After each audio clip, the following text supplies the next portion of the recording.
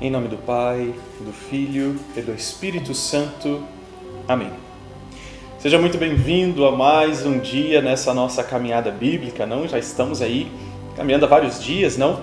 Hoje estamos chegando no 7º dia, no 7º capítulo dessa trajetória de 28 capítulos ao qual estamos nos aprofundando, rezando, lendo juntos de uma certa maneira o Evangelho de São Mateus. E hoje nós vamos meio que encerrar um ciclo, não?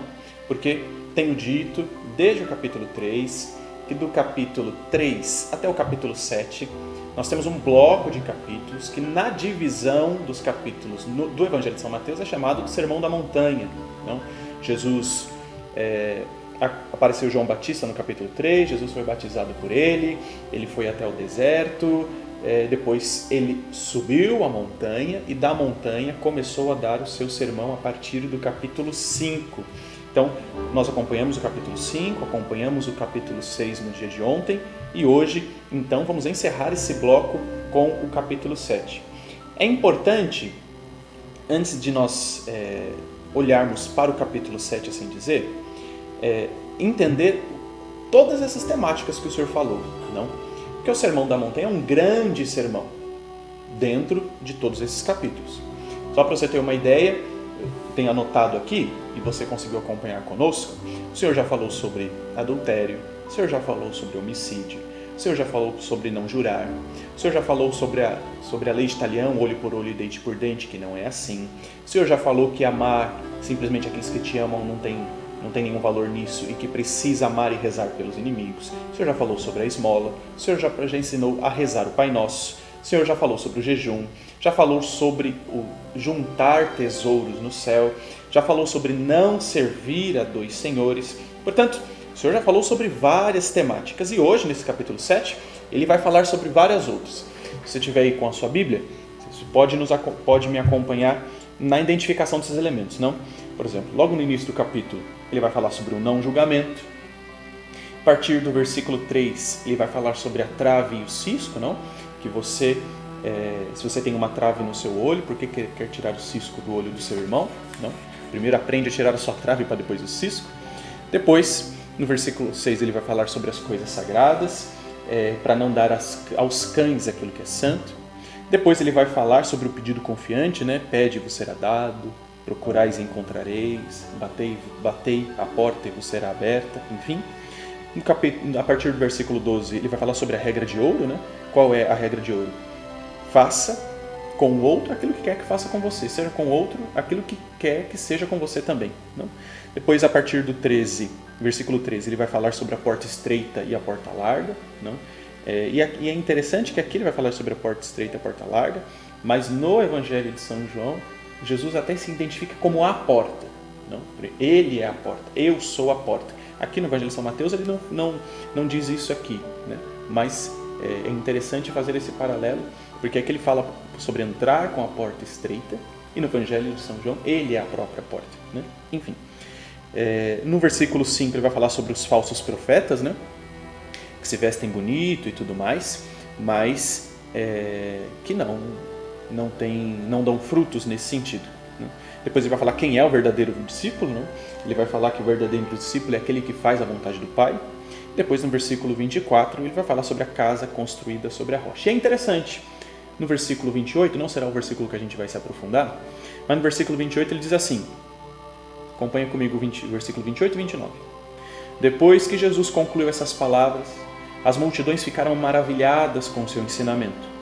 Com efeito, ele as ensinava como quem tem autoridade, não como seus escribas.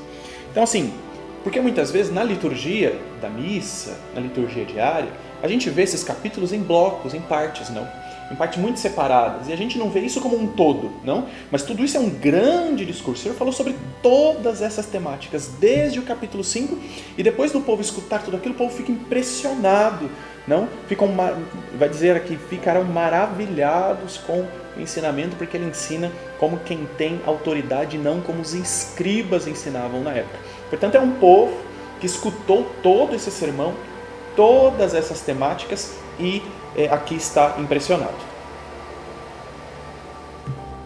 E entendendo dessa maneira, não, a gente entende o peso desse impressionar-se com o povo. Porque às vezes a gente vê isso na liturgia e não entende muito essa ligação. O povo se impressionou, mas se impressionou só com um versículo que ele disse, só com essa passagem que ele disse? Não, o povo se impressionou com todo esse discurso. Não?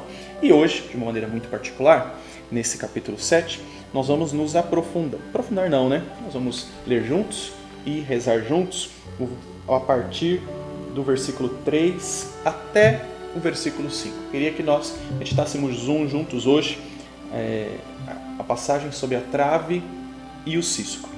Então, vamos ler juntos, tá bom? Capítulo 7, a partir do versículo 3. Vamos juntos. 3, 4 e 5, tá bom? Por que reparas no cisco no olho do teu irmão e a trave do teu próprio olho não percebes? Ou, como podes dizer ao teu irmão, deixa-me tirar o cisco do teu olho, enquanto no teu está uma trave? Hipócrita, tira primeiro a trave do teu próprio olho, e então enxergarás bem para tirar o cisco do olho do teu irmão. Aqui uma dinâmica que muitas das vezes nós não percebemos, não? É que algumas pessoas, ao ler, ao passar com muita rapidez por esses versículos, pensa assim: bom, primeiro eu preciso tirar a trave do meu olho para depois então tirar o cisco do olho do teu irmão, né? Mas o ponto aqui, que no final do versículo 5 diz assim: tira primeiro a trave do teu próprio olho e então enxergarás bem para tirar o cisco do olho do teu irmão. No fundo, o que o Senhor está dizendo é o seguinte: não adianta ficar pedindo para as pessoas mudança de vida se você não souber ensiná-las. Entende? Não adianta você ficar pedindo aos outros conversão se você não der para elas caminho. Só que eu só vou conseguir ensinar o outro, eu só vou conseguir dar caminho para o outro se eu fizer o caminho primeiro. Portanto, eu preciso fazer o caminho de tirar a trave do meu olho, entender esse caminho de conversão, de mudança de vida, esse caminho de ser um melhor cristão, esse caminho de dar testemunho. Eu preciso vivenciar esse caminho, entender esse caminho, porque aprendendo o caminho, eu poderei então ajudar o outro a tirar o cisco, porque não simplesmente direi para ele: para com isso, sai daí, não faça isso. Não, eu darei para ele um caminho. Olha, existe um caminho aqui. É difícil, pode ser trabalhoso, a mudança de vida nunca é fácil, mas eu darei um caminho.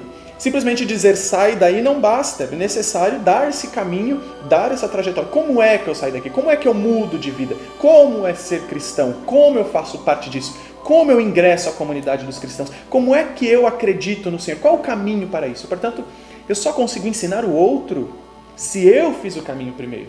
Portanto, essa questão de tirar a trave do meu para tirar o cisco do outro é muito mais no sentido... o tirar é muito pequeno o sentido.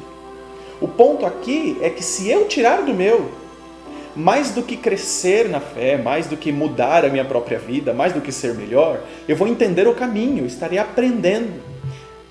E aprendendo, entendendo o caminho, aí sim eu posso mostrar para o outro esse caminho de conversão, esse caminho de mudança, esse caminho da fé, esse caminho da esperança, esse caminho dos que creem, enfim, para que o outro então possa tirar o seu cisco. Não? Então, é muito interessante isso, porque às vezes nós não nos atentamos a esse detalhe. Não é simplesmente tirar, é meio que ser responsável pela caminhada do outro, meio que fazendo a minha caminhada, entendendo os pormenores desse caminho, entendendo também as dificuldades e tudo mais, dar para o outro: olha, o caminho é esse aqui. Não? É dessa maneira que se crê, é dessa maneira que se vive, é dessa maneira que as comunidades dos cristãos acreditam. Enfim, portanto, que entendamos a nossa responsabilidade, não? Porque quando nós somos bons cristãos, quando nós fazemos um bom caminho, nós aprendemos nesse caminho, nós crescemos nesse caminho. Somos nós que ganhamos corpo no sentido da fé. E fazendo isso, aí sim, então, a gente consegue ajudar o próximo, ajudar o outro, dar caminho para o outro, para que o outro, então, consiga tirar o seu cisco. Qual será o trave que a gente precisa tirar, não? Melhor, inspirado pela palavra de hoje, o que a gente precisa aprender, não? O que na nossa fé nós precisamos aprender mais? O que será que ainda não tem corpo na fé em nós? Não? Porque crescendo, porque sendo melhor, vou tirar a trave do meu olho e assim então poderei ajudar o outro a tirar o seu cisco. Tem muitas pessoas com ciscos por aí, e ainda mais nós com traves, não? Mas é justamente esse processo de aprendizado que o Senhor quer para que nós possamos ajudar o outro então a se levantar, a crer, a ter esperança, a fazer parte da comunidade dos fiéis. Muito bem, estamos aqui hoje encerrando esse bloco de São Mateus, não? Com esse capítulo 7. E repito, essa é a parte que eu salientei, seria muito bom que você marcasse, seria muito bom que você anotasse aquilo ao qual se atentou melhor, mas como a gente passou pelos versículos, você percebeu que o capítulo 7 é riquíssimo. Portanto, eu repito, não é porque o vídeo está terminando que a sua meditação em casa precisa terminar. Aproveite que parou, aproveite que está no momento. Para isso, leia outras partes, marque outros versículos que te chamam a atenção, veja o que o Senhor promete, o que o Senhor pede, o que Ele tem dito, enfim. Faça a anotação se necessário, escreva o versículo, então escreva aquilo que Deus te fez, peça, Senhor, que eu possa ser assim, não? Faça um momento de silêncio e reze aquilo que você anota. Senhor, me dá a graça de ser assim, Senhor, me dá a graça de viver isso aqui que o Senhor está pedindo. Peça a intercessão de Maria, reze uma Ave Maria no final. Enfim, não deixe esse momento só nesses 10 minutinhos, 12 minutinhos. Pelo contrário, estenda, aproveite essa oportunidade, tá bom? E nós nos vemos amanhã para iniciarmos um novo bloco no Evangelho de São Mateus, partindo do capítulo 8. Que Deus abençoe você.